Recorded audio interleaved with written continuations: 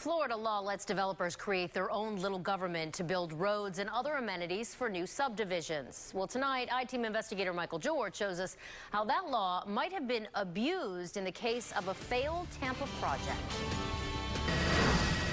On the Tampa side of the Gandy Bridge, a glitzy marina project was expected to gross more than $1 billion for a local real estate developer and his investors.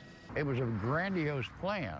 But nearby residents say 7 years and $50 million in tax-exempt bond financing later. And I'm looking out at a 58-acre wasteland.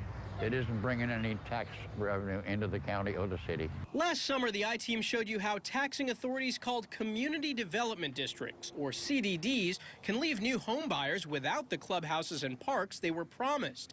But what happens when nothing at all gets built in a CDD project? It's a blatant conflict of interest. The developer of Newport Tampa Bay put his own employees in charge of the CDD, as is allowed under state law. Attorney Thomas Wright, who helped write Florida's CDD law, says that led the district to pay such inflated prices for the developer's land that Newport Tampa Bay would have failed even if Florida's real estate market hadn't crumbled.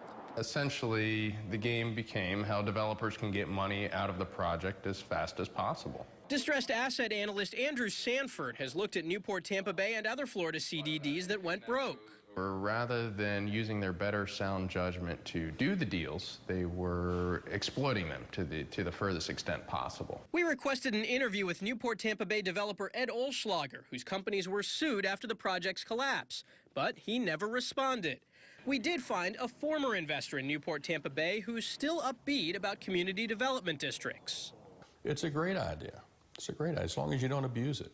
Since the Newport Tampa Bay CDD defaulted, Carl Lindell Jr. and others have scooped up the district's bonds for pennies on the dollars that the original bond buyers paid. Lindell predicts something will rise from the Gandy site soon.